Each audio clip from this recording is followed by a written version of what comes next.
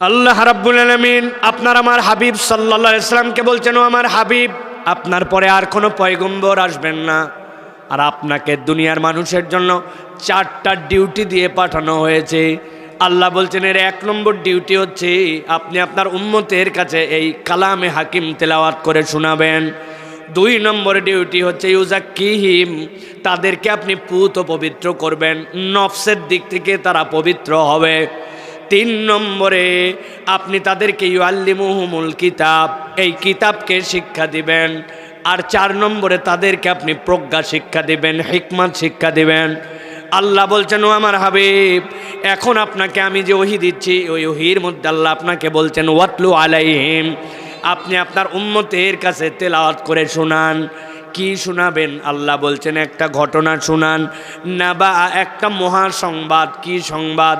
আল্লাযী আতাইনাহু আয়াতিনা, আমি আপনার কাছে এমন এক ব্যক্তির ব্যাপারে সংবাদ দিচ্ছি যেই ব্যক্তিকে আল্লাহর পক্ষ থেকে কিছু সুনির্দিষ্ট আয়াত দেওয়া হয়েছিল, নিদর্শন দেওয়া হয়েছিল।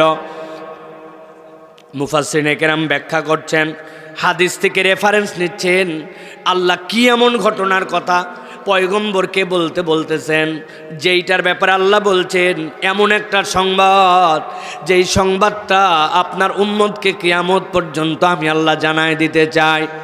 হযরত আব্দুল্লাহ ইবনে মাসউদ বলছেন, আল্লাহ রাব্বুল আলামিন কোন ব্যক্তির ব্যাপারে এখানে কথা বলেছেন জানো নাকি? আব্দুল্লাহ ইবনে মাসউদ বলছেন, আল্লাহ যেই ব্যক্তির ব্যাপারে কথা বলেছেন ওই ব্যক্তিটা উম্মতে মুহাম্মাদির মধ্যে অন্তর্ভুক্ত নন। ওই ব্যক্তিটা ছিল হযরতে মূসা আলাইহিস সালামের কওমের মানুষ। ব্যক্তিটার নাম ছিল বালআম ইবনে আবার। কি এমন তার যোগ্যতা, যেই যোগ্যতার কারণে রব্বুল আলামিন বললেন, নবী আপনি জানান ওই ব্যক্তির ব্যাপারে, এই ঘটনার ব্যাপারে যেইটা আল্লাহ রব্বুল আলামিন আপনার উম্মতের শিক্ষার জন্য দিতে চান। হযরত আব্দুল্লাহ ইবনে মাসউদ বলছেন, বালআম ইবনে আবার এমন একটা ব্যক্তি ছিল যেই ব্যক্তিটা মূসা আলাইহিস সালামের কওমে ইবাদত করতে করতে এমন জায়গায় পৌঁছায় গিয়েছিল, আল্লাহর কাছে কোনো বিষয় যদি ফরিয়াদ করত, 1 মুহূর্ত দেরি হতো না, ফরিয়াদ করতে দেরি, কবুল হতে দেরি হতো না। ইবাদত করতে করতে এমন প্রিয় আল্লাহর ব্যক্তি হয়ে গেছে, সুবহানাল্লাহ। হযরত আব্দুল্লাহ ইবনে আমর বলতেছেন, ওই ব্যক্তির নাম ছিল উমাইয়া ইবনে আবি সালত। কিন্তু ইবনে মাসউদের এই কথার পিছনে মুফাসসিরিনে কেরাম যে এভিডেন্স এনেছেন সেটা হচ্ছে ওই বালআম ইবনে আবার, যে আল্লাহর কাছে হাত তুললে কবুল হয়ে যেত, কেন আল্লাহ তার কথা বললেন এই জায়গায়? একবার মূসা আলাইহিস সালামের কওমের লোকেরা যখন আস্তে আস্তে করে বাড়তে শুরু করেছে, 1 জন 2 জন 4 জন করে ঈমান আনতে শুরু করেছে, মূসা আলাইহিস সালাম যখন মাঠের মধ্যে তার দড়ি নিক্ষেপ করলেন, লাঠি নিক্ষেপ করলেন, সেইটা যখন সাপ হয়ে গেল, জাদুকররা যখন এইটা তাদের জাদু যে নয় আল্লাহর পক্ষ থেকে এইটা বুঝে ফেলল, এরপরে যখন তারা আল্লাহর জন্য সিজদায় পড়ে গেল, ঈমান এনে ফেলল, সংখ্যা যখন বাড়তে শুরু করেছে, সেই সময় ফেরাউনের লোকজন গেল বালআম ইবনে আবারের কাছে। যাওয়ার পরে বলে, বালআম আজকে তোমার জন্য অনেক হাদিয়া তোহফা নিয়ে আসছি, অনেক উপঢৌকন, আজকে তোমার কাছে একটা বিষয়ের আর্জি নিয়ে আসছি, তবে জেনে রাখো আজকে তোমার কাছে কোনো বিষয় কবুল করানোর জন্য পজিটিভ দোয়া নি নাই। আজকে এমন একজন ব্যক্তির ব্যাপারে তোমার কাছে আসছি, তুমি তার ব্যাপারে বদদোয়া করবে, সে যেন অচিরেই দুনিয়ার থেকে ধ্বংস হয়ে যায়, আল্লাহ যেন তাকে ধ্বংস করে দেয়, এইরকম একটা বদদোয়ার আর্জি নিয়ে আসছি। এই ডানে বামে তাকায় দেখো ছাগল কতগুলা, গরু কতগুলা, দুম্বা কতগুলা, এগুলা সব নিয়ে আসা হয়েছে, তুমি আজকে বদদোয়া করবে একজনের ব্যাপারে। সাথে সাথে তারা জিজ্ঞাসা করলো বালআম ইবনে আবার তাদের কাছে, কার ব্যাপারে নিয়ে আসছো বদদোয়া? বলে, দেখছো না ফেরাউনের সাথে একটা লোকের ঠোকাঠুকি বেঁধে গেছে, একটা লোকের সাথে ফেরাউনের সাথে গন্ডগোল লেগে গেছে। সেই লোক বলে ফেরাউন নাকি ইলাহ নয়, তারা বলে আল্লাহ নাকি তাদের সাথে নাকি একমাত্র তাদের পক্ষেই তাদেরকে থাকতে হবে, যে তার পক্ষে যাবে সেই মুক্তিপ্রাপ্ত, আর যে তার পক্ষে নাই সে মুক্তপ্রাপ্ত নয়। ফেরাউনের সাথে যেই গন্ডগোল যেই লোকের, এই লোকের বিপক্ষে আজকে তোমাকে একটু বদদোয়া করতে হবে যাতে সে তাকে ধ্বংস করে দেয়, আল্লাহ যেন তাকে ধ্বংস করে দেন। যেই না এই কথা বালআমকে বলেছে, বালআম সাথে সাথে বলছে, তার ব্যাপারে তো আমিও কিছু কথা শুনেছি, এটা কি সেই লোক নাকি? বলে, কোন লোক? বলে, মাঠের মধ্যে যখন সকলেই ভেড়া দুম্বা চড়াতে যায়, উনিও চড়াতে যায়, ভেড়া দুম্বা অনেকগুলো নিয়ে যায়, কিন্তু ভেড়া দুম্বার যত রাখাল, সব রাখাল বিশাল টেনশনে থাকে, তাদের ভেড়া দুম্বা যেন এদিক ওদিক দৌড়ায় না চলে যায়, এই জন্য তারা সজাগ থাকে, এদিক ওদিক গেলে পিটায় পিটায় নিয়ে আসে। কিন্তু একটা লোক আছে, যেই লোক ভেড়া দুম্বা নিয়ে যায়, যাওয়ার পরে গাছের ছায়ার নিচে শুয়ে পড়ে, ঘুমায় যায়, আর ভেড়া দুম্বার পালের পাশে তার হাতের একটা লাঠি আছে, সেইটা পুঁতে রেখে দেয়। যেই না কোনো ভেড়া দুম্বা পালের থেকে বের হয়ে এদিক ওদিক দৌড়াদৌড়ি করে, ওই লাঠি একা একা উঠে যায়, উঠে পিটায়া পাটায়া সবগুলাকে ভিতরে নিয়ে আসে, দুম্বার পালকে ভেড়ার পালকে, আবার যাতে জায়গা মতো লাঠি দাঁড়ায় যায়। সন্ধ্যাবেলা ওই লোক তার ভেড়া দুম্বা পাল নিয়ে আপনি আপনি চলে আসে। এই আশ্চর্য ঘটনা ঘটায় যে এই লোকই নাকি সেই লোক। বলে এই লোক কি সেই লোক নাকি? বলে কোন লোক? বগলের নিচে রুম করে হাত দেয়, হাত দেওয়ার পরে যেই না হাত বের করে সাথে সাথে আলো বের হয়, আবার যেই না প্রয়োজন ফুরায় যায় হাত বগলের নিচে নেয়, সাথে সাথে সেই আলোটা আবার নিভে যায়। অথচ এত আলো, ওই আলোতে আমরা মনে করি তার হাত বোধহয় পুড়ে চলে গেছে, কিন্তু তার হাত পুড়ে যায় না। এটা কি সেই লোক? সাথে সাথে সাথে লোকজন বলে হ্যাঁ হ্যাঁ এই লোকই তো সেই লোক, এই লোকের ব্যাপারে বদদোয়া করার জন্য তোমার কাছে আসছি। বালাম বলল না, হতেও পারে এই লোক তো সত্যও হয়ে যেতে পারে, অতএব তার বিপক্ষে বদদোয়া করা আমার দ্বারা সম্ভব নয়। সাথে সাথে যেই লোকেরা তার কাছে হাদিয়া তোফা নিয়ে আসছিল, তারা বলতে শুরু করলো, তুমি কি মনে করছো এই যে বদদোয়া করানোর জন্য আসছে এইটা কেবলমাত্র আমাদের স্বার্থ, ফেরাউনের স্বার্থ? না না না, এর সাথে তোমার স্বার্থও জড়িত আছে। কেমনে? বলে আজকে তোমার দোয়া কবুল হয়, বদদোয়া করলে কাজে লেগে যায়, এই জন্য তোমার কাছে মানুষ আসে ভাই, এত পরিমাণ হাদিয়া তোফা নিয়ে তোমার দরবারে হাজির। আজকে যদি তোমার বিপরীতে আরেকজন লোক দাঁড়ায়, তাহলে হয়তো তোমার কাছে কিছু লোক আসবে, কিন্তু সব লোক তোমার কাছে আসবে না। তোমার দরবার হালকা হয়ে যাবে, তোমার ইজ্জত তার থেকে ডাউন হয়ে যেতে পারে, ও তোমার থেকে বেশি প্রভাবিত হয়ে যেতে পারে, মানুষের মধ্যে তার বেশি পাওয়ার হয়ে যেতে পারে। অতএব সে যদি ধ্বংস হয়, খালি ফেরাউনের লাভ না, তোমার নিজেরও লাভ, তুমি একাই হিরো। সাথে সাথে গিলে ফেলছে, চিন্তা করছে, দুনিয়ার স্বার্থ তার মাথার মধ্যে চলে আসছে। বললো ঠিক আছে, তাহলে আমি আল্লাহর কাছে তার বিপক্ষে বদদোয়া করি। সাথে সাথে সে হাত তুললো, হাত তুলে আল্লাহর কাছে বলতে শুরু করল, আল্লাহ মূসাকে আপনি ধ্বংস করে দেন। যেই নাই কথা বলেছে, আল্লাহ তাকে ইলহাম করে জানাই দিলেন, তোর দোয়া তো কবুল হবেই না, বরং সাথে সাথে জানায় দেওয়া হলো অতীতের আমল তোর সবগুলি বরবাদ, আর ভবিষ্যতে যতদিন হায়াতে থাকবে কোনোদিন তোর আর কোনো দোয়া কবুল করা হবে না। আল্লাহ কারণ ব্যাখ্যা করতেছেন, গভীর মনোযোগে খেয়াল করেন। আল্লাহ বলছেন, নবী বলেন, ওয়াতলু আলাইহিম নাবা আল্লাযী আতাইনাহু আয়াতিনা। ওই ব্যক্তি এরকম নয় যে আল্লাহর আয়াত চিনতো না, আল্লাহর হককে সে চিনে না, এরকম নয়। বরং আল্লাহ বলছেন, আল্লাযী আতাইনাহু আয়াতিনা, যার কাছে সত্যটা পরিষ্কার ছিল, আল্লাহর আয়াতটা চিনে ফেলেছিল, কিন্তু সে চেনার পরেও, আল্লাহর আয়াত তার কাছে আসার পরেও সে এক নম্বর একটা অপরাধ করলো, ফানসালাখা মিনহা, জেনে বুঝেও সে তার মুখ সেখান থেকে সরায় নিল। আরবিতে ইনসিলাক বলা হয়।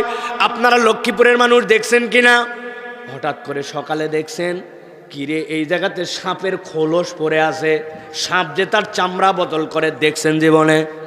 কথা বলেন, দেখছেন আপনারা? চামড়া বদল করছে মানে কি? দেখতে মনে হচ্ছে সাপ তার অবয়বে আছে, কিন্তু ভিতরে সে নাই। আল্লাহ বলছেন ফানসালাখা মিনহা, এর মানে হচ্ছে আল্লাহর আয়াত চিনে, হক চিনে, সত্য জানে, কিন্তু জানার পরেও জেনে বুঝে সে সেখান থেকে মুখ ফিরায় নিছে। এইটা ছিল তার এক নম্বর অপরাধ। আব্দুল্লাহ ইবনে মাসউদের সাথে সুর মিলায়া ইমাম ইবনে কাসির রহমতুল্লাহি আলাই বলতেছেন, এই আয়াত কেবল ফেরাউনের ওই কওমের জন্যই নয়, বরং এই আয়াতের কারিমার মধ্যে আল্লাহ উম্মতে মুহাম্মদীর প্রত্যেকটা উম্মতের জন্য সংশ্লিষ্ট করেছেন। কেন? উম্মতে মুহাম্মদীর মধ্যে এমন চরিত্রের মানুষ থাকবে যে সত্য জানবে, হক জানবে, আল্লাহর আয়াত তার কাছে থাকার পরেও জেনে বুঝে সেখান থেকে মুখ ফিরায় নিবে। এরকম লোক আমাদের মধ্যে আছে না? না, কথা বলেন, আছে? আপনি তার কাছে যে বলবেন নামাজ পড়া লাগবে ভাই, অস্বীকার করবে না, মেনে নিবে, ও রোজার ব্যাপারে তোমার মতামত কি? হ্যাঁ হ্যাঁ, রোজা রাখা উচিত, রাখা লাগবে। হজ জীবনে একটা বার হলেও হজ করা উচিত, এটা অস্বীকার করে না। জাকাতের ব্যাপারে অস্বীকার নাই, কিন্তু তাকে যদি বলেন যে আল্লাহ নামাজ রোজা হজ জাকাত দিয়েছেন, ওই আল্লাহ দুনিয়ার চলানোর জন্য তার নিজামে আল্লাহর পক্ষ থেকে আইনও দিয়েছেন, আল্লাহর শরীয়তও দিয়েছেন। কেউ যদি অপরাধ করে, চুরি ডাকাতি করে, বাঁদরামি করে, দেশের সম্পদ লুটপাট করে, তার জন্য কি বিচার হবে সেই বিচারও আল্লাহ দিয়েছেন। আসেন আগামীতে আমরা নামাজ রোজার মতো, হজ জাকাতের মতো আল্লাহর আইনে যেন বিচার হয়, শরীয়ত যেন আমাদের সমাজে চালু হয়, সেটার পক্ষে আমরা আওয়াজ তুলি, তার পক্ষে আমরা অবস্থান নেই। সাথে সাথে বলবে এই লোক তো দলীয় কথা বলে, আছে না? না, তার মানে কি মনে হয় তার কাছে কি আল্লাহর আয়াত পরিষ্কার নাকি পরিষ্কার নয়?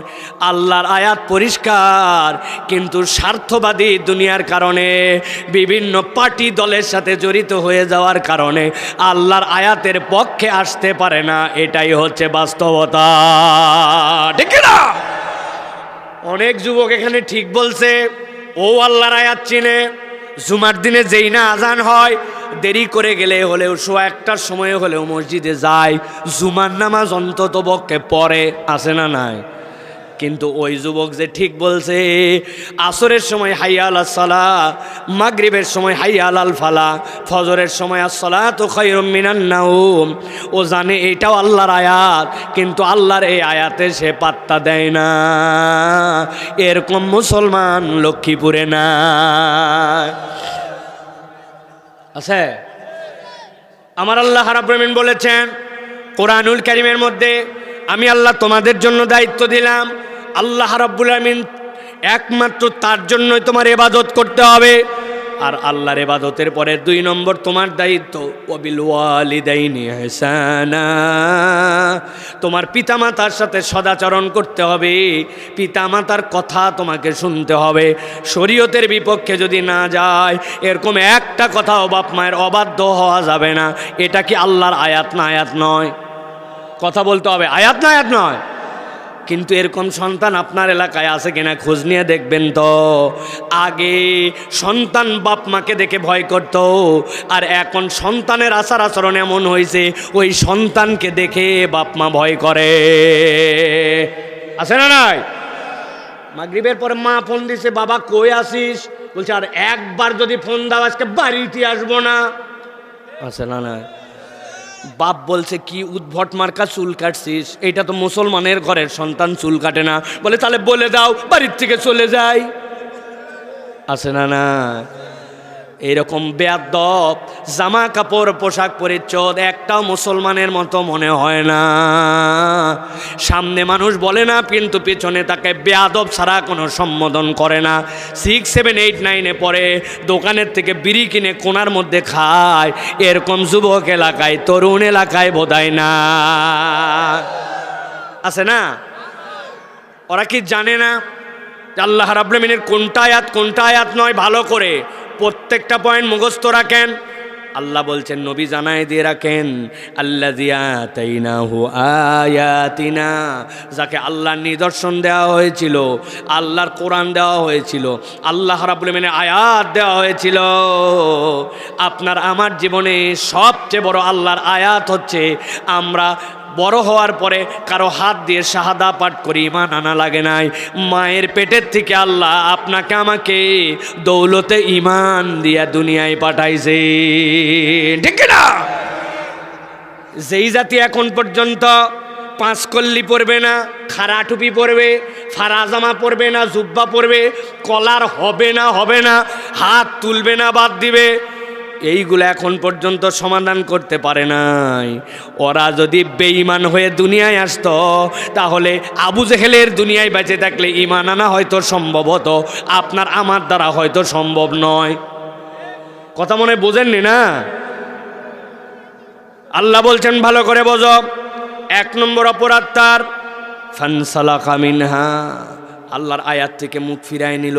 যদি কেউ আল্লাহর আয়াত থেকে মুখ ফিরায়, আল্লাহ বলছেন সাথে সাথে সে 2 নম্বর একটা অপরাধে পড়ে যায়। কি অপরাধ? আল্লাহ বলছেন ফাআতবাহুশ শাইতানু ফাকানা মিনাল গাওয়িন।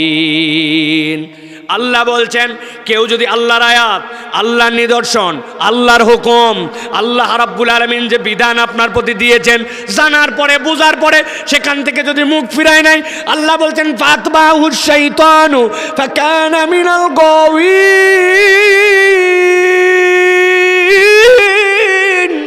আল্লাহ বলছেন ওই মানুষটা সাথে সাথে 2 নম্বর অপরাধে পড়ে যায়। কি অপরাধ জানো নাকি? সাথে সাথে শয়তান তার পিছে লেগে যায়। একবার যদি শয়তান তার অনুসরণ করতে শুরু করে, আল্লাহ গ্যারেন্টার হচ্ছে, নবী বলে দেন ফাআতবাহুশ শাইতানু ফাকানা মিনাল গাওয়িন। নিশ্চিত নিশ্চিত ওই বান্দা পথভ্রষ্ট হয়ে যায়। আল্লাহ রাব্বুল আমিন বলছেন ফাঁকা জায়গা ফাঁকা থাকে না, ভালো করে বোঝেন। আমার আব্বা একটা উদাহরণ দিতেন।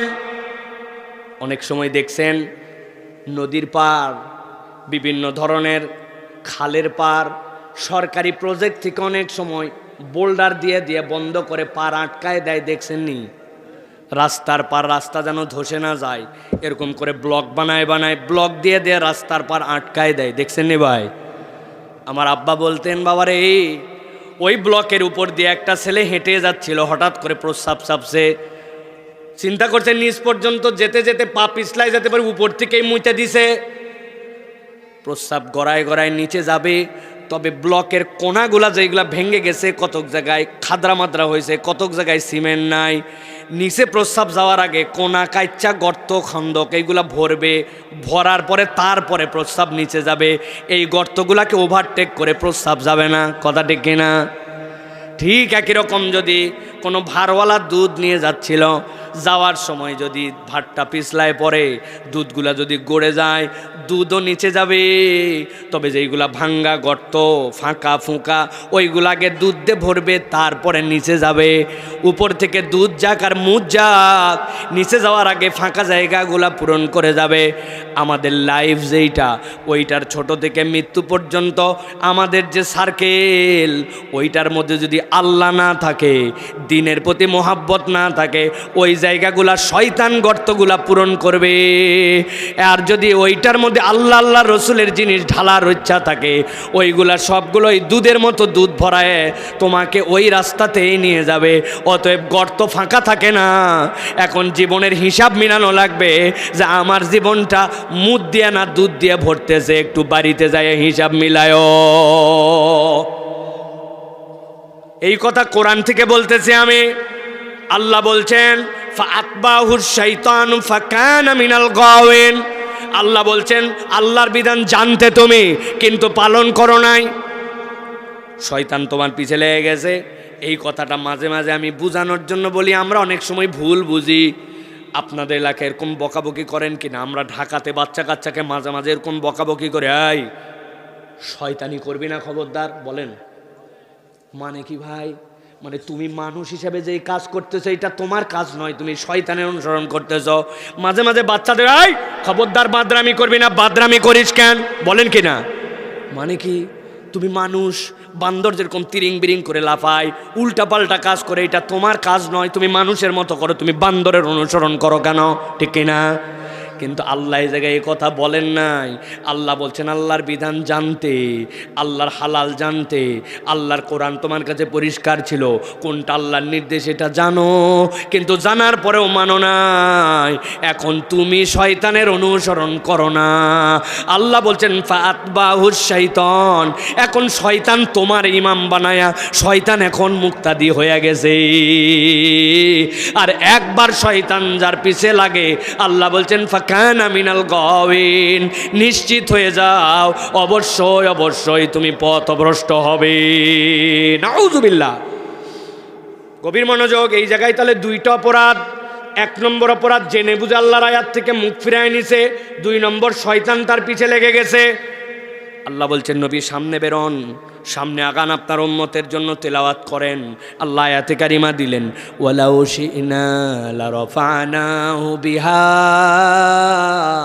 ও আমার হাবিব, সে মনে করছিল আল্লাহকে না মানলে, আল্লাহর আয়াত না অস্বীকার করলে আমার বোধহয় দুনিয়াতে উপকার, আমার বোধহয় দুনিয়াতে ভবিষ্যৎটা উজ্জ্বল। কিন্তু আল্লাহ বলছেন, আপনি নবী জানায় দেন, ওয়ালাউ শি'না, যদি আমরা চাইতাম। আল্লাহ নিজেকে জমা মুতাকাল্লিম দিয়ে ব্যবহার করে বলতেছেন, যদি আল্লাহ চাইতেন, লারাফা'নাহু বিহা, সে যদি আল্লাহকে মেনে নিত, ডান বামে না তাকাতো, কোরআন সুন্নাহর অনুসরণ করত, আমি আল্লাহ বললাম, আমি চাইলে তার মর্যাদা আসমানে তুলে দিতে পারতাম। আল্লাহু আকবার।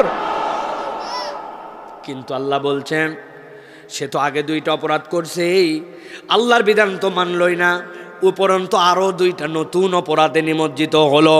আগে ছিল 2টা অপরাধ, পরে হচ্ছে 2টা। একসাথে বলেন তো তাহলে টোটাল অপরাধ কয়টা? কয়টা? হাতগুলো এরকম করে নামান তো ভাই, ডান হাতটা এরকম রেডি করেন, আমি বলবো টোটাল অপরাধ কয়টা, একসাথে 4টা হাত তুলতে হবে। টোটাল অপরাধ কয়টা? সব হাত ওঠে নাই, আরেকবার হাত নামান একসাথে।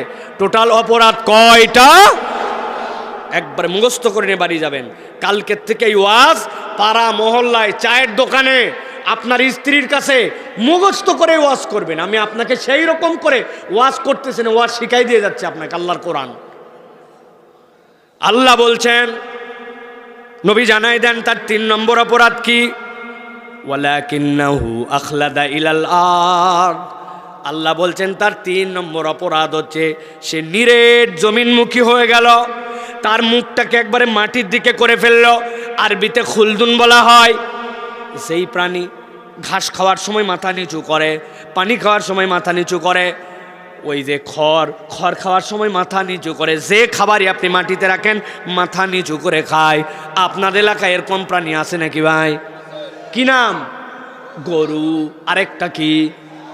আরেকটা কি? গরু, ছাগল, ভেড়া, মহিষ, উট, দুম্বা, এইগুলা সবগুলা জমিনের দিকে মুখ করে দিয়ে রাখে।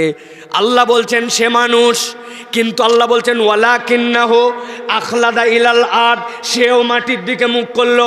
মানুষ আবার কেমনে মাটির দিকে মুখ করে? মানুষ তো হাত দিয়ে খায়, মানুষ তো প্লেট প্রয়োজনে এই জায়গায় তুলে খায়। দুনিয়ার কোনো মানুষ তো উপর হয়ে এরকম করে চাটে খায় না। খাইছে নাকি ভাই? ডাল যদি শেষে একটু পাত্রে থেকেও যায়, তাহলে ওইটা পাত্র মুখের কাছে নিয়ে টান দিয়ে খায়। দুধ ভাত খাওয়ার পরে দুধ যদি থেকে যায়, ওই দুধ হলেও তুলে খায়, ওই জায়গায় মুখ নিয়ে যায়, মাটির সাথে খায় না, ঠিক না? কিন্তু আল্লাহ বলছেন না, ওয়ালাকিন্নাহু আখলাদা ইলাল আরদ, ওই মানুষটা নিরেট দুনিয়াদার হয়ে গেল।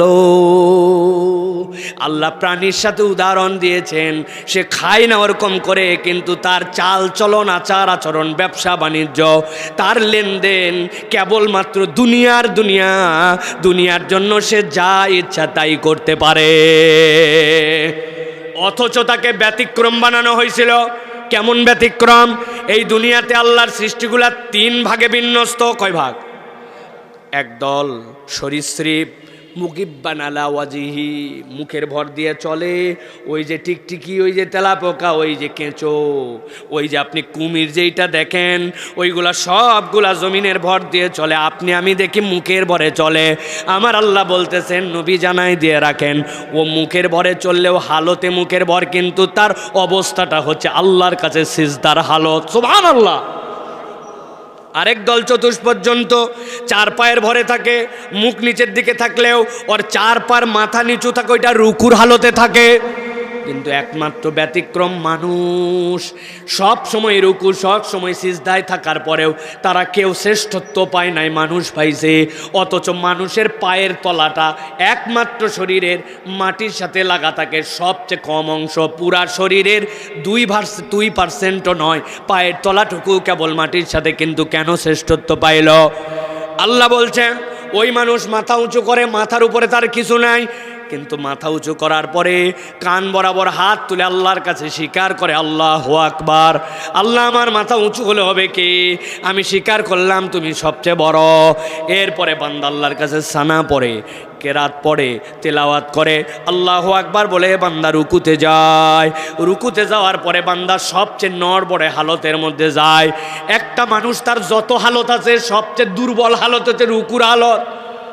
হাত দুটা এই জায়গায় দিয়ে মাথা সানসেটের মতো বের করে দিয়েছে, একটু কুনি দিয়ে ঘুতা দিয়ে দেখেন ধাপ করে পড়ে যাবে মানুষ। এত দুর্বল হালতের থেকে দুর্বল তার হালত নাই। ওই সময় আল্লাহকে বলে, আল্লাহ আমি যখন সবচেয়ে দুর্বল, মাথা তো উঁচু ছিল, আল্লাহু আকবার, এখন আবার দুর্বলতার হালতে গেছে, আল্লাহু আকবার, কিন্তু আমি দুর্বল জায়গায় তোমাকে জানাচ্ছি সুবহানা রব্বিয়াল আযীম, মহাপবিত্রতা সবচেয়ে আজিম রবের প্রতি। আমি যখন দুর্বল, আমার রব তখন সবচেয়ে আজিম। ওই বান্দা সামি আল্লাহু লিমান হামিদা বলে উঠেছে, আল্লাহ বান্দার উত্তর দিচ্ছেন, ও বান্দা নামাজে মনোযোগ ছিল, কিছু সময় ছিল না, তিলাওয়াত পুরোপুরি শুদ্ধ না, আল্লাহ চেষ্টা করতেছি তারপরেও হচ্ছে না, তোর কি কনসেন্ট্রেশন 100%? না আল্লাহ নাই। একই সূরা কত পড়িস? পড়েই যাচ্ছি আল্লাহ, পড়েই যাচ্ছি। আল্লাহ বলছেন ঠিক আছে, আমার কাছে রুকুতে এসে যেহেতু বলছিস সুবহানা রব্বিয়াল আযীম, আমি আল্লাহ তোর জন্য উত্তর দিলাম সামি আল্লাহু লিমান হামিদা। আমার বান্দা যা প্রশংসা করেছে, ভুল হোক ত্রুটি হোক, চেষ্টা করেছে, মনোযোগ ছিল না, কিন্তু তার মানে এই নয় বান্দার কথা আল্লাহ শোনেন নাই। সামি আল্লাহ শুনেছেন তিনি আল্লাহ লিমান হামিদা, যেই ব্যক্তি আল্লাহর প্রশংসা করেছে। সুবহানাল্লাহ। বান্দা খুশি হয়ে বলেছে রব্বানা লাকাল হামদ হামদান কাসীরান তাইয়িবান মুবারাকান ফি। এবার বান্দা আল্লাহর কাছে সিজদায় চলে গেছে। কাফের মুশরিকরাও সিজদা দিত, ইহুদিরাও দেয়, নাসারারাও দেয়। আপনারা নেটে সার্চ করে দেখবেন ইহুদিরা কিভাবে সিজদা দেয়। দাঁড়ায় দাঁড়ায় ওয়ালের সাথে সিজদা দেয়, নাসারারাও সিজদা দেয়, কিন্তু একমাত্র ব্যতিক্রম সিজদা আমরা দেই, হিন্দুরাও সিজদা দেয়। দেখবেন একবারে শুয়ে যায়, মাথা সমান, পিঠ সমান, পাছা সমান, পা সমান, কিন্তু ইমানদারের সিজদাটা ব্যতিক্রম। আল্লাহর বান্দা দুইটা হাত, কপাল, নাক, দুইটা হাঁটু, দুইটা পায়ের মাথা দিয়ে সিজদা দেয়। ইহুদি নাসারারা দূরের কথা, মুশরিকরা পর্যন্ত আল্লাহর নবীকে এসে বলছে কি এইটা ধর্ম, কি এমন সিজদা যেই সিজদায় কপাল নিচে থাকে আবার নিজের পশ্চাৎ দেশ উপরে থাকে, এরকম সিজদা তো আমরা দেখি নাই।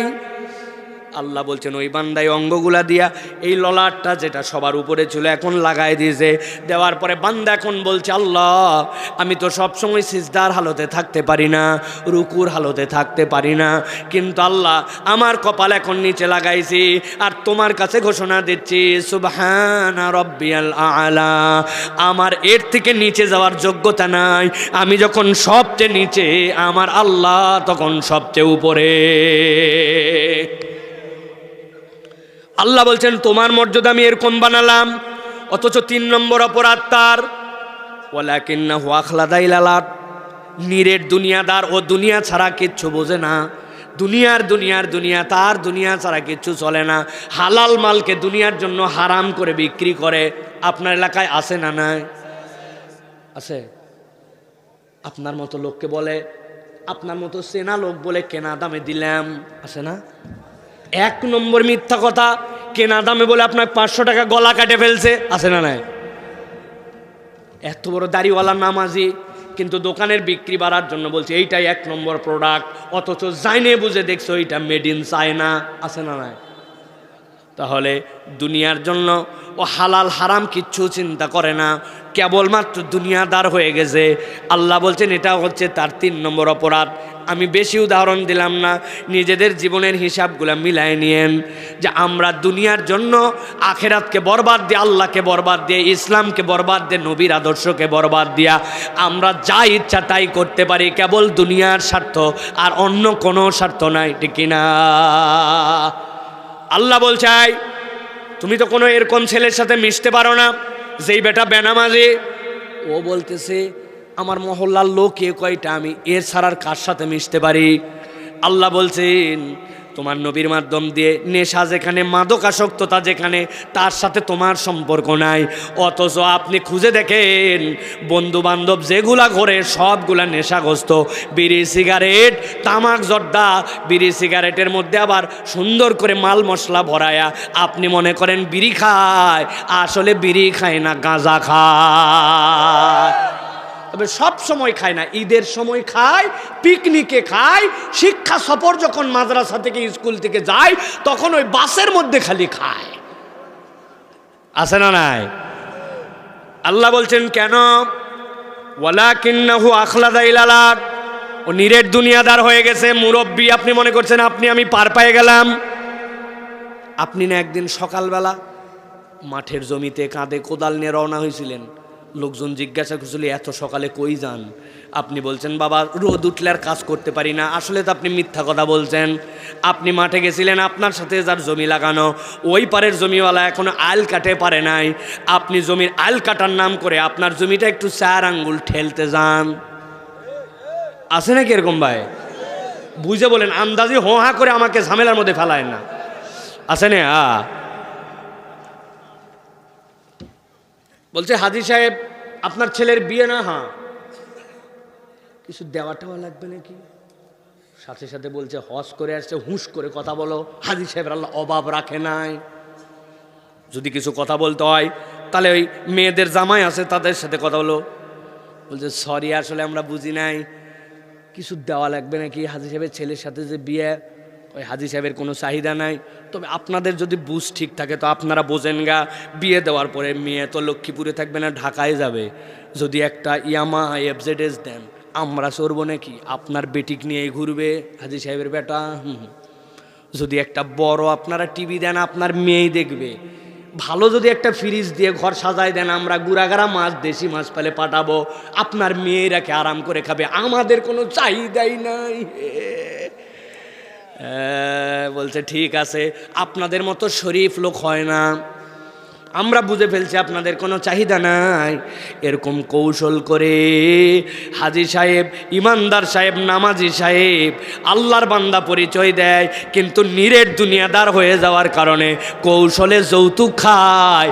লক্ষ্মীপুরে এরকম পরিবার না। এদিকেও আছে।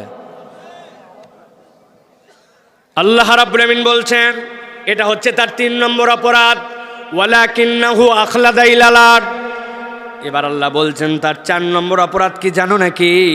আল্লাহ বলছেন 4 নম্বর অপরাধ হচ্ছে ওয়াত্তাবা হাওয়া, সে তার মন পছন্দ জীবন চালায়। ওয়াত্তাবা হাওয়াহু, আল্লাহ বলছেন অনুসরণ করে তার প্রবৃত্তিকে, তার নফসকে অনুসরণ করে। আল্লাহ যে মানে না এরকম না, আল্লাহ মানে, আল্লাহকেও লাগে, তবে আল্লাহকে লাগে তদ্দূর যদ্দূর পর্যন্ত তার স্বার্থের প্রয়োজন হয়। যেখানে আল্লাহকে লাগে না ওই জায়গায় বাদ দেয়। এরকম মুসলমান আমাদের এলাকায় আছে ভাই। 30শে রমজান পর্যন্ত মহিলার হিজাব দেখে কি? বাপরে পর্দার পর্দা, কিন্তু ঈদের দিন ওই মহিলার আর পর্দা নাই। উনি এমন বেহায়া ড্রেস পরে ঘোরে যে মানুষ লজ্জায় তার দিকে তাকায় না। এরকম মহিলা আপনার এলাকায় আসেনি? কারণ মরার সংবাদ শোনে ফুল হেজাবি, ফুল পর্দা, কিন্তু কারো বিয়ের দাওয়াত পাইলে উনার পর্দার থাকে না। এরকম মহিলা আছে না ভাই? আছে। ওয়াত্তাবা হাওয়া, আল্লাহ বলছেন তুমি মানো, তবে তোমার নফসকেও তুমি অনুসরণ করো। এরকম মুরব্বীর কথা আমি আমার জীবনে অন্তত পক্ষে 500 মাহফিলে বলেছি। আপনাদের এলাকায় আছে কিনা জানি না। আসরের নামাজ পড়ে এক মুরব্বী মসজিদ থেকে বেরিয়ে আসছে, একজন ধরছে চাচা বড় ঝামেলায় পড়ছি, 1000 টাকা একটু হাওলাত দেন। সাথে সাথে বলছে ঝামেলা বাড়াস না, হাতে টাকা নাই সর। বলছে চাচা রে বাচ্চাটার ডাক্তার দেখানো লাগবে, হঠাৎ করে নিউমোনিয়ার মতো হয়ে গেছে, ওষুধ কেনার টাকা নাই, 1000 টাকা। বললাম ঝামেলা করিস না, চার। বলছে চাচা না বুঝে তো আপনার কাছে আসি নাই, এত চাচা থাকতে আপনার কাছে কেন আসছি? আগেই ঝাড়ি মারেন কেন? কেন আসছিস? বলে আজকে হচ্ছে শনিবার, 1000 টাকা দেন, আল্লাহ মাসালে আগামী মঙ্গলবার বাদ আসর 1250 ক্যাশ রিটার্ন। বলছে বেকুব কোথাকার, মানুষকে হাতে করে টাকা নিয়ে ঘুরে নাকি? বাড়ির চল। বাড়িতে নিয়ে যাওয়ার পরে 1000 দিয়ে দিছে, দিয়ে আবার বলছে লাগলে আরো বল। তো চাষিও বসে নাই, মুরব্বী মানুষ বাড়িতে বসতে কি করবে? 25,000 টাকা সেও খাটাচ্ছে। তবে যা বলবি তাড়াতাড়ি কর, মাগরিবের আজান হয়ে গেছে, ছোট দিনের বেলা আমি জামাতে যাই নামাজ ধরবো। আসরের নামাজ পড়ে এসে দাদনে টাকা লাগায়া সুদে টাকা খাটায়া এত বড় দাড়িওয়ালা টুপিওয়ালা মুসলমান নামধারী আবার মাগরিবের নামাজ তকবির উলার সাথে জামাতে ধরতে চায়, এরকম কতকগুলা খাটাস মার্কা মুনাফেক চরিত্রের মুসলমান নামধারী আছে না? না এলাকায় আছে? দু একজন এর মধ্যে আছে ভিতরে? না, তাকায় দেখেন না একটু, আছে নাকি এখানে? এখানেও আছে। আমার আল্লাহ বলছেন, নবী আপনি জানায় রাখেন চরিত্রটার 4 নম্বর ওয়াত্তাবা হাওয়া। নামাজের ইসলাম লাগে, রোজার ইসলাম লাগে, কিন্তু সে নফসকেও ইলা বানায় রাখছে, তদ্দূর পর্যন্ত নেয় যদ্দূর পর্যন্ত তার লাগে, আর যেখানে লাগে না সেখানে আর নেয় না। ঠিক না? ওর বাচ্চাকে সকাল 8টার সময় মারে, বাড়ির মধ্যে বাপ মা মিলে উভয় মিলে পিটাচ্ছে, পাশের বাড়ির থেকে বলে আম্মা এত মারেন কেন, আপা এত মারেন কেন, বাচ্চাকে এত শাসন করে নাকি? কথা বলবেন না আপনি? শাসনের সময় কথা বলতে হয় না? কেন শাসন করি জানেন? ব্যাককল কোথাকার ইংরেজিতে দুর্বল, ক্যালকুলাস পারে না, ক্লাস 9-এ উঠে গেছে। অনেক কষ্ট করে লক্ষ্মীপুর সদরে একটা প্রাইভেট দিছি, মাসে মাত্র 8 দিন, নিবেই না ব্যাস ফুল, তাও 8,000 টাকা দিয়া। বেয়াদব কোথাকার, সকাল 8টা বাজে ঘুমের থেকে ওঠে না, 8 দিন প্রাইভেট, তাও যায় না। মারবো না মানে গায়ের চামড়া তুলে ফেলা দরকার। বলেন তো এই শাসন করা ঠিক আছে কিনা? ঠিক আছে, উচিত।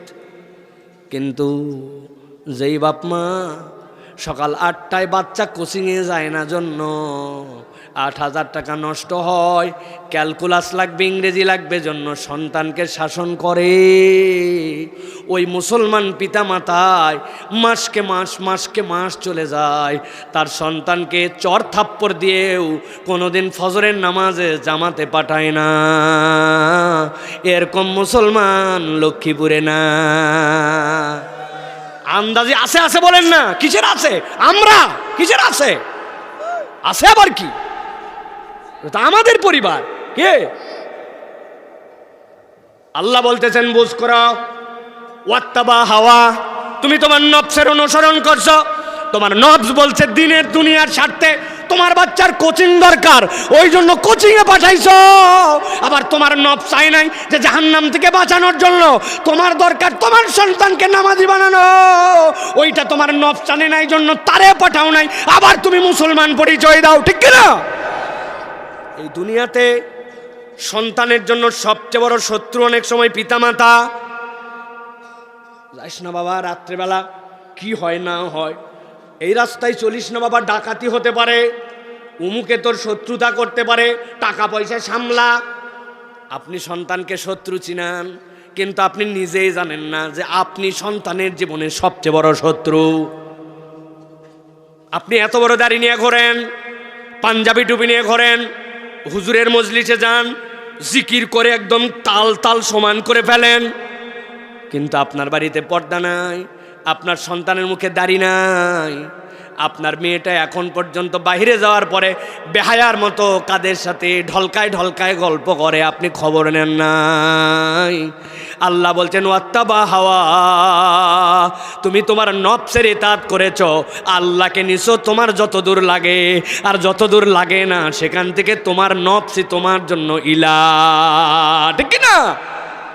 সমাজ আপডেট হয়ে গেছে, এখন বাচ্চা কাচ্চাকে অত নিয়ন্ত্রণ করা যায় না, তার মানে কোরআন পরিবর্তন করার দরকার, তাই তো না? নতুন করে নবী আসা দরকার, তাই তো না?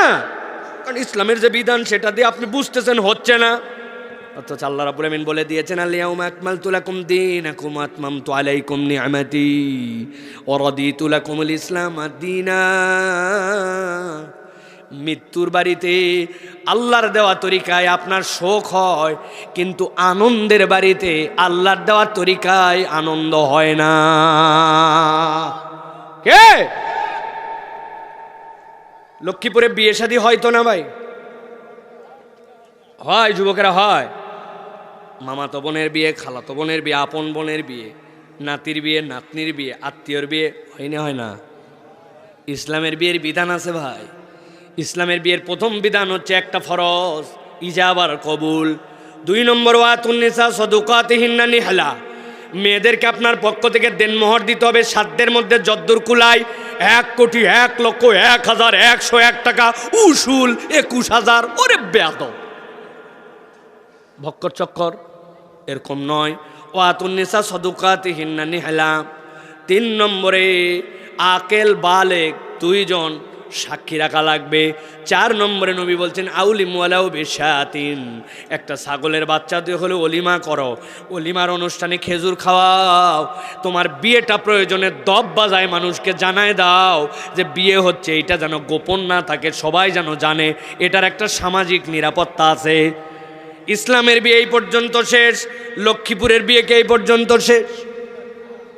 শেষ কি আছে?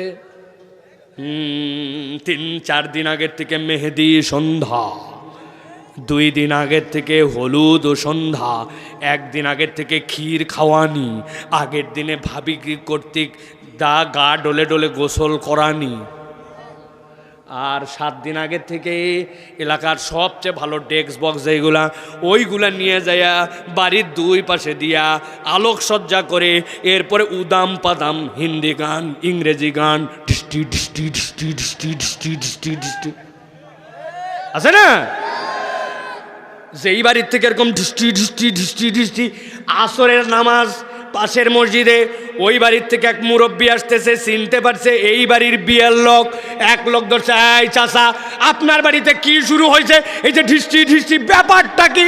নামাজ কালাম মানতেছেন না, দিন রাত মানতেছেন না, বাচ্চা কাচ্চা মুরব্বী অসুস্থ কিছুই মানতেছেন না, পাগল বানায় ফেললেন। থাম থাম, তোরও বেটি আছে, কিছুদিন পরে তোরও বিয়ে দেওয়া লাগবে। এগুলোকে আমি করতে চাইছি নাকি?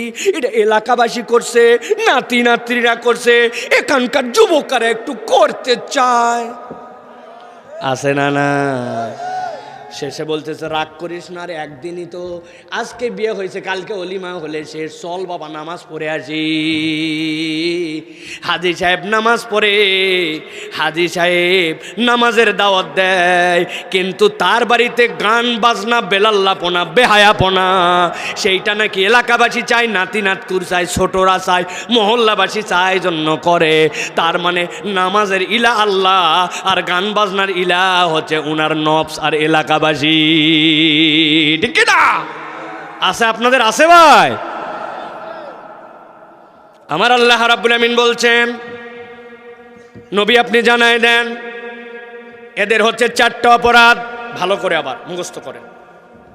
আল্লাযী আতাইনাহু আয়াতিনা ফানসালাকা মিনহা, আল্লাহর হুকুম যে বুঝতো না তা না, শুনলাম না, সাপের মতো খোলস ফালাই দিলাম, বডি নিয়ে চলে গেলাম।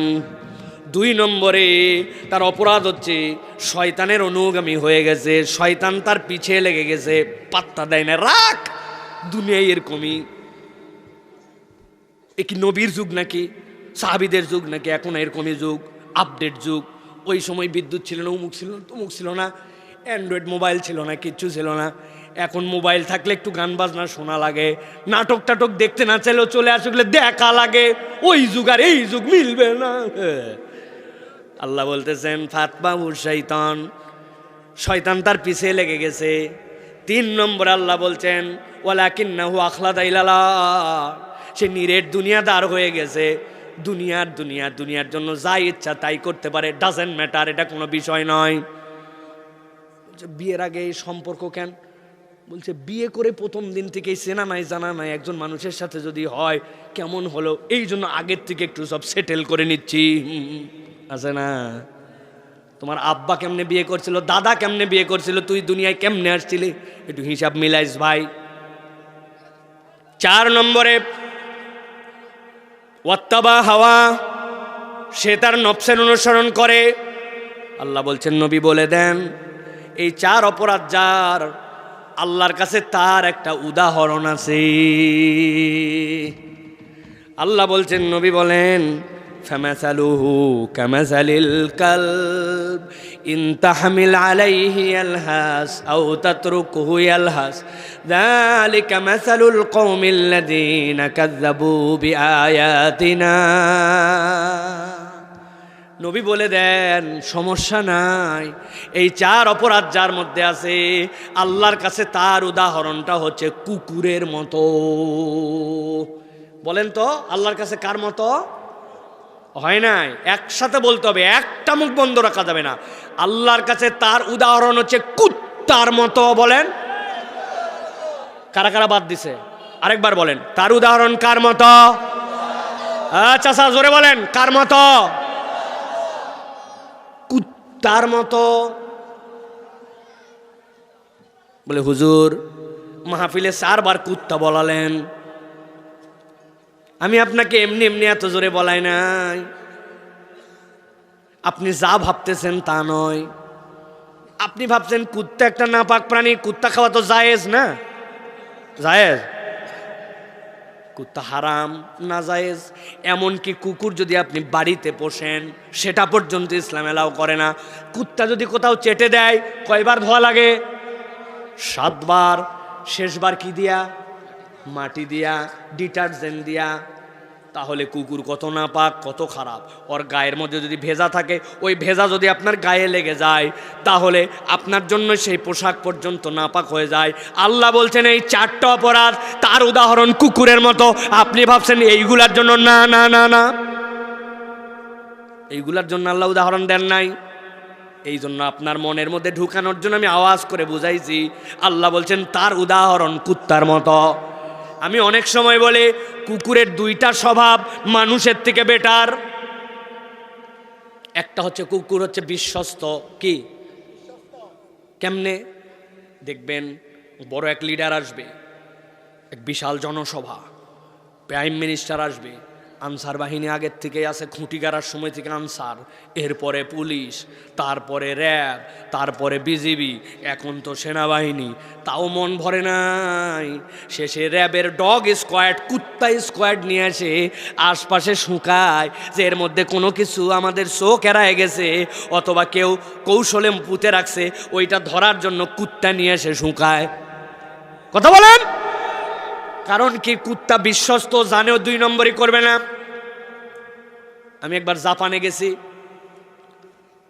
টোকিওতে নামছি, টোকিও থেকে ওসাকায় যাব, তাড়াহুড়া আছে, কানেক্টিং এটার সাথে আরেকটা মিলানো আছে। টোকিওতে নামার পরে দ্রুততার সাথে তাদের ইমিগ্রেশন শেষ, তাদের পাসপোর্ট চেকিং শেষ। আমি আসার আগে লাগেজ রেডি, লাগেজগুলো আবার কায়েদ করে না, দেখি সোজা করে রাখছে। এত বিউটিফুল ব্যবস্থাপনা, সব কমপ্লিট। যেই না বেরিয়ে যাব, হঠাৎ করে দেখি কোত্থেকে 2 জন ভদ্র মহিলা আসছে। আসার পরে বলছে আরিগাতো গুজাই মাস্ত। কি ব্যাপার, কি হলো? বলতেছে স্যার ওই যে সামনে একটা ইয়েলো সার্কেল আছে, আপনার ব্যাগ বোসকানে একটু ইয়েলো সার্কেলের মধ্যে যান। গেলাম, চিন্তা করলাম আল্লাহ রে কোন জায়গায় আবার কি ফাঁদে বাঁধলো। যেই না দাঁড়াইছি দেখি কোত্থেকে জানি উপর দিয়ে জামা কাপড় পরানো আছে, কি সুন্দর 2টা সাদা সাদা কুকুর আসছে, এসে সার্কেলের বাইরে দিয়ে 2টা রাউন্ড দিল। খুব অস্থির, আস্তে করে যায় বসে গেল। আমাকে বললো sorry sir, welcome in Japan, আপনি এখন চলে যান। ঘটনা কি মনে পড়ছে তখন আমার, জাপানের ভিসা যেদিন পাইছিলাম, ভিসার উপরে ভিসা দেওয়ার আগে একটা কাগজ দিছিল। ওই কাগজের মধ্যে লেখা ছিল যদি আপনি কোনো পাস্তুরিত রান্না করা অথবা কাঁচা গোস্ত এই আইটেম নিয়ে যদি জাপানে ঢুকেন আর যদি ধরা পড়েন 5 মিলিয়ন ইয়েন ফাইন হবে, চিরস্থায়ীভাবে জাপানে ঢোকা নিষিদ্ধ হয়ে যাবে। ওদের দেশে রান্না করা গোস্ত এইগুলা সবগুলা আইটেম উল্লেখ করা আছে, এইগুলা নিয়ে ঢোকা যাবে না। চেকিংয়ের সময় মেশিনে ডিস্টার্ব, পরিচিত আছে, ফাঁস দেবার করে দিছে, অতএব এমন কিছুর মধ্যে ঢুকাইছেন ধরতেই পারে নাই। সব প্রক্রিয়া শেষ, মানুষের কারবার মেশিনের। শেষে কুত্তা নিয়ে আইছে, কারণ কুত্তার নাকে আল্লাহ যে পাওয়ার আর যে বিশ্বস্ততা দিছে ও কাউরে চেনে না। ওর বিশ্বস্ততার কারণে শেষ চেকটা কুত্তা দিয়ে করায়, এই জন্য মানুষের থেকে কুকুর বিশ্বস্ত, ঠিক কিনা? আবার অনেক কুকুর আছে মানুষের থেকে বেশি কৃতজ্ঞ, চেনেন আপনারা? আমার একটা ঐতিহাসিক কুকুরের সাথে কৃতজ্ঞতার অভিজ্ঞতা আছে। আমি চায়ের দোকানে বসে চা খাই, তবে আমার একটা বদ অভ্যাসী বলেন সুঅভ্যাসী বলেন, এমনি এমনি চা খাইতে পারি না। চায়ের মধ্যে টোস্ট বিস্কুট হোক আর যে বিস্কুট হোক কিছু একটা ডুবায়া খাই। আপনারা খান? ওই দিন আমি চায়ের দোকানে বসছি, বসার পরে অর্ডার দিছে 1 কাপ চা, বিস্কুট নিছি, নিয়ে যেই না চুবাইছি, চুবাতে দেরি, কোত্থেকে যেন একটা লোক আসতে দেরি নাই। আপনি সাইফুল্লাহ ভাই, 5 বছর ধরে আপনার ওয়াজ শুনি, আপনাকে জীবনে দেখবো আমি বিশ্বাসই করি নাই। আত্মীয় বাড়ি বেড়াতে আসলাম, আপনি এখানে থাকেন, এই দেখেন গায়ের পশম দাঁড়ায় গেছে। ভাই থাম ভাই, অস্থির হয়ে গেছে একবারে। ছবি তুলবো, আপনারা বসেন, আগে চা খাই। আমি সেই লোক, সমস্যা কোথায়? পরে চা খাওয়া যাবে, ছবি তোলা যাবে, বসেন আগে। ওই লোক যে উত্তেজিত হয়ে গেছে আমার সাথে, দেখার পরে ভালোবাসা বিনিময় করছে। আমার মনে ছিল না চায়ের মধ্যে আমার বিস্কুট ডুবানো। এবার মুখের মধ্যে তুলে যেই না দিতে যাব, দেখি মুখ পর্যন্ত আসার আগে অর্ধেক রাস্তায় অ্যাক্সিডেন্ট করে নিচে পড়ে গেছে। যেই না আমার বিস্কুট নিচে, পাশে বসা ছিল এক কুকুর, 1 মুহূর্ত দেরি নাই, দেখি সর করে চলে আসলো আমার পায়ের কাছে। আমি পা সরাতে দেরি, দেখি মাথা নিচু করে 2 টানে ক্লিয়ার। ছোট্ট একটু বিস্কুট সাইডে বুটে খাইয়ে নিয়ে গেছে। ওই দিন মন খারাপ, এমনি নিচে 3 পিস বিস্কুট, তার মধ্যে অর্ধেকের বেশি নাই, 2 পিস আঙ্গুলে যা বাইতেছিল এটা খাইয়া, বাকি 2 বিস্কুট খাইয়া মসজিদে গেছি। পরের দিন আবার যখন ওই দোকানে এসে বসছি, বসার সাথে সাথে দেখি কোত্থেকে জানি একটা কুকুর আসছে, কান নিচু করা, লেজ ডাউন, আমার কাছে এসে খালি ডিস্টার্ব করতে চায়। আমি দোকানদারকে বললাম, কুকুর সরার, নামাজ পড়তে যাবো, কুত্তার গা যদি ভিজা থাকে এখন গায়ে লাগলে না পাক হবে, অস্থির হয়ে গেছে, কুত্তা সরান।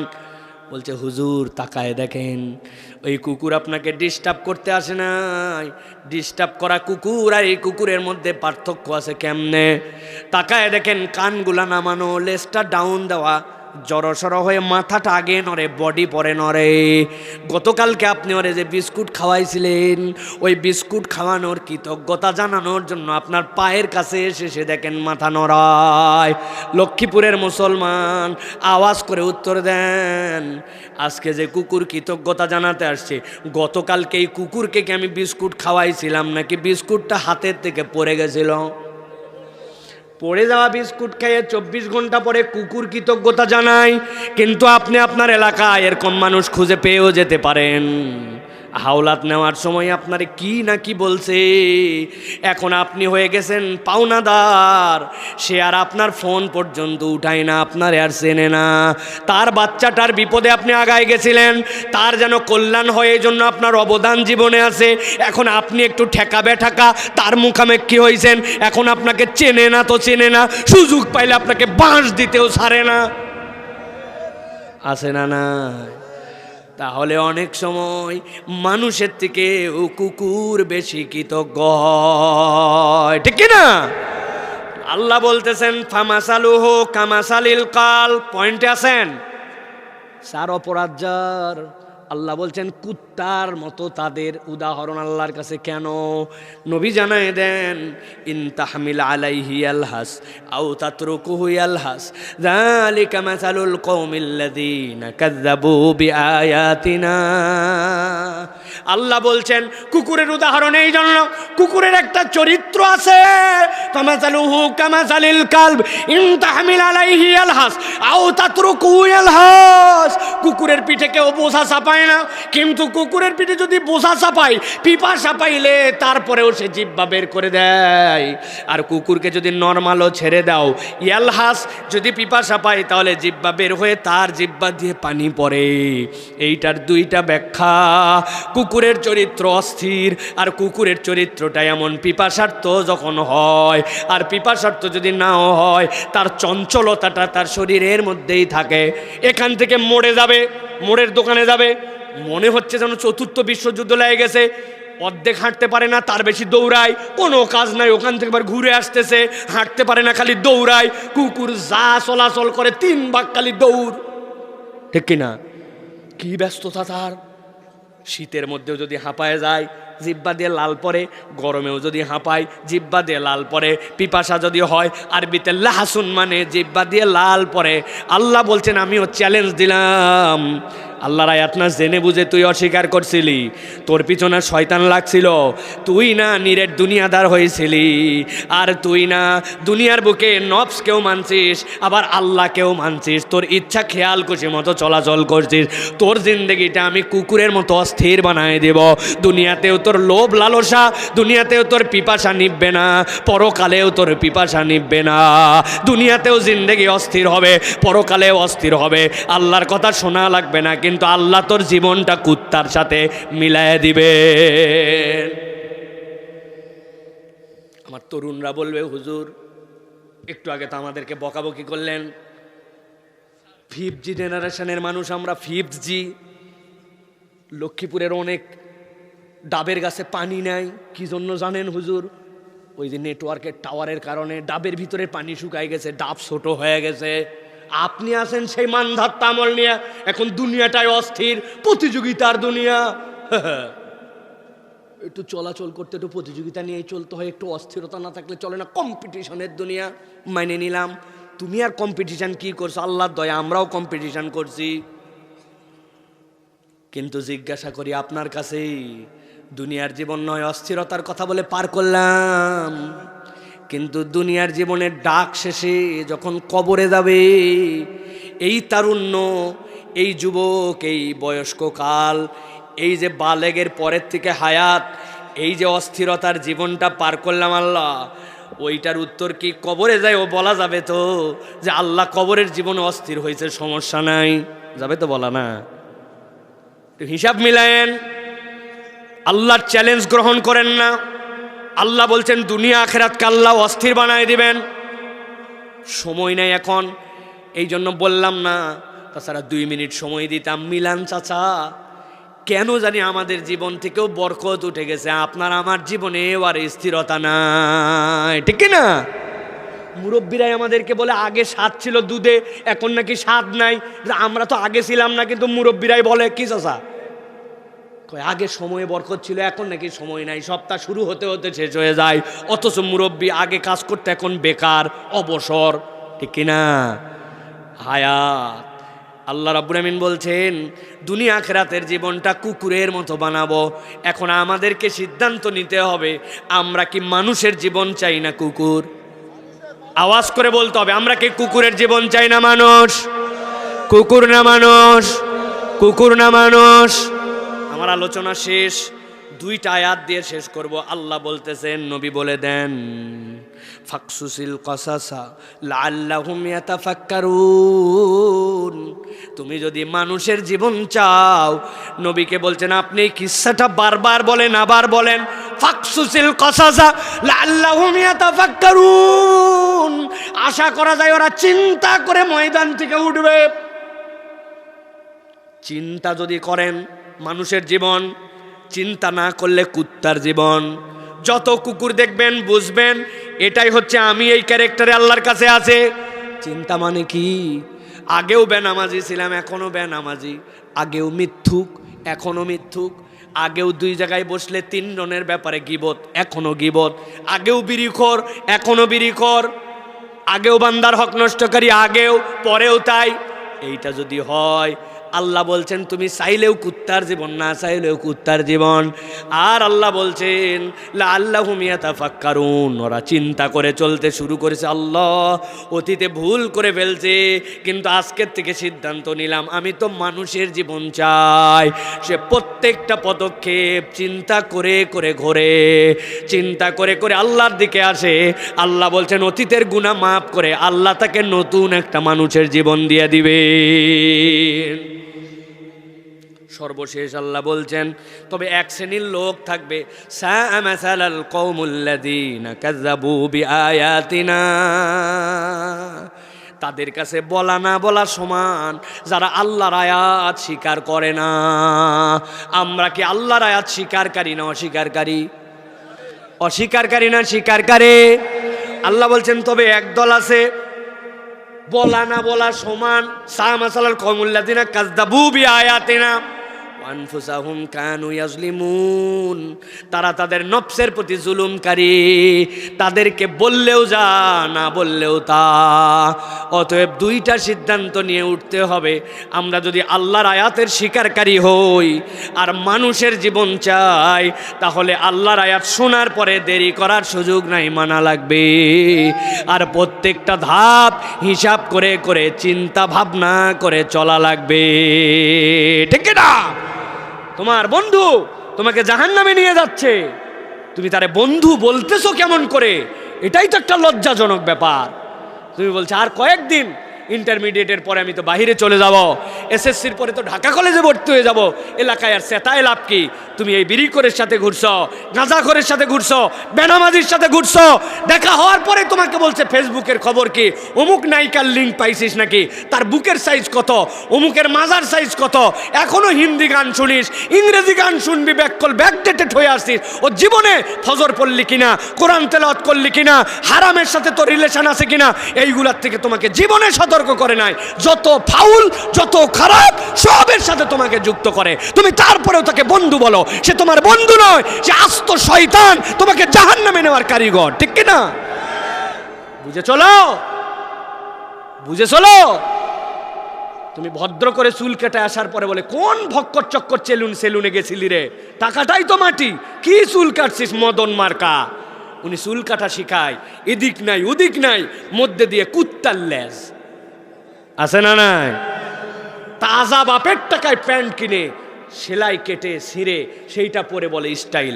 আমি বলি তুমি কিসের স্টাইল করো? এই স্টাইল তো আমি 30 বছর আগে গাবতলিতে যেই সকল 8 নম্বর আর 7 নম্বর বাসের হেল্পার তাদের ছিঁড়া প্যান্ট পরতে দেখছি, ব্যাককল, আর তুমি বলো স্টাইল। আমি দেখি তুমি ব্যাকডেটেড 30 বছর আগে গরিব মানুষ যে কিনতে পারতো না তার চরিত্র নিছো।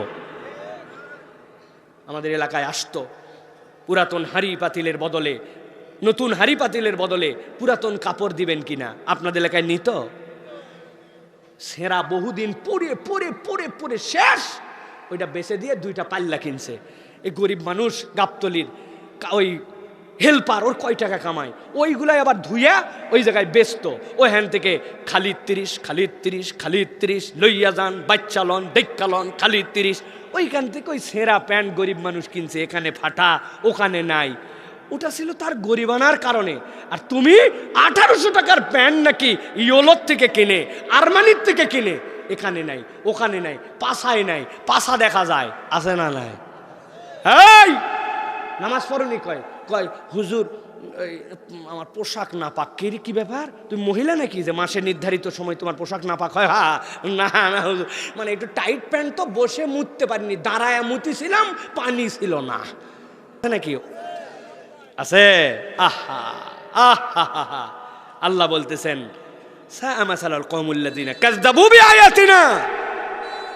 তোমাকে বলা না বলা সমান, তুমি শুনে গেছো কিন্তু আমল করো নাই। হাজার হাজার বার হুজুররা বলছে মাসফালা মিনাল কাবাইনি ইজারে ফিন্নার, টাকনুর নিচে তোমার কাপড় থাকতে পারে না। দাড়িটা রাখা মুসলমানদের শাআইরুল ঈমান, ফরজ। ও শুনতে পারে নাই, ও বলনেওয়ালা বলে যাক, আমি শোনার কথা শুনে যাই, আছে না নাই? সিদ্ধান্ত নিয়ে উঠে যান, আমার কথা শেষ। কুকুরের জীবন না মানুষের জীবন? আল্লাহর আয়াত মানি না আল্লাহর অস্বীকার করি? বাকিটুকু আর বললাম না, খালি কুত্তা দেখবেন আর ভাববেন। আল্লাহ আমাদেরকে বোঝার তৌফিক দান করো। 4টা পয়েন্ট মনে থাকবে তো ইনশাল্লাহ? থাকবে তো ইনশাল্লাহ? আর প্রথমে 2টা পয়েন্টের কথা বলছি, ভয় নাই, সাহসটাকে দিয়ে নিছি, আমাদের কোনো হারানোর কিছু নাই। যদি সবর করি আর তাকওয়া অবলম্বন করি, আমাদেরকে পরাজিত করবে এরকম কোনো শক্তি নাই। হয়তো দেখছেন মেরে ফেলছে, কিন্তু মারেই তো আমাকে শাহাদতের মৃত্যু দিয়া ডাইরেক্ট জান্নাতে ঢুকাইছে, ঠিক না? হাদি কি মরে গেছে? হাদি কি মরে গেছে? 32 বছরে এমন জায়গা জেগে গেছে, বাংলাদেশ যতদিন থাকবে তার নাম ততদিন থাকবে, তার নাম ততদিন থাকবে। তুমি মিলাও প্রিয় ভাই, মিলাও। তোমার বয়স 28, 29, 26, 17 অথবা 32 পার হয়ে কত দূর গেল, আমি আমার লাইফটুকুকে কোন পর্যন্ত নিয়ে আসতে পারলাম, মিলাও। আমি কি ইম্প্যাক্ট সৃষ্টি করতে পারছি এলাকার জন্য, দেশের জন্য লাগবে না, এলাকার জন্য তুমি কি ইম্প্যাক্ট সৃষ্টি করতে পারছো? যে একটা মানুষের প্রয়োজন পড়লে তোমার কথা সবার আগে মনে পড়ে কিনা? একটা মানুষের যদি কারো সাহায্য করার কথা মনে হয়, তোমার কথা সবার আগে মনে করে কিনা? মাহফিল বাস্তবায়ন কমিটির জন্য যখন কমিটি করতে চায়, তোমার কথা সবার আগে মনে করে কিনা? কোনো মহিলা যদি বিপদগ্রস্ত হয়, তোমার কথা সবার আগে মনে পড়ে কিনা? এলাকায় কেউ যদি অসুস্থ হয়ে টাকা তুলে তার উপকার করা লাগবে, তোমার কথা সবার আগে মনে হয় পড়ে না? যদি হয় তাহলে বুঝবে তোমার যে বয়স, সেই বয়সেই তোমার ইম্প্যাক্ট। টাকা পয়সা দিয়ে ইম্প্যাক্ট তৈরি করা যায় না, আখলাক দিয়ে, চরিত্র দিয়ে, আদর্শ দিয়ে ইম্প্যাক্ট তৈরি করতে হয়, ঠিক কিনা? মানুষ মনেই করে ওকে অন্তত ওর কাছে যাস না, ওটা বখাটে, বিড়িখোর, বেয়াদ্দপ, বাপ মায়ের কথা শোনে না, ও অশ্লীল মোবাইলে জিনিসপত্র দেখে, ওর চুল কাটার ধরন খারাপ, তো দাড়ি মুছকাটে ঘুরে বেড়ায়, ওর কাছে যাস না অন্তত, অন্যজনের কাছে যায়। ফালতু ছেলে তোমাকে ফালতু বলে নাকি তোমার ইম্প্যাক্ট আছে, তুমি হিসাব মিলাও।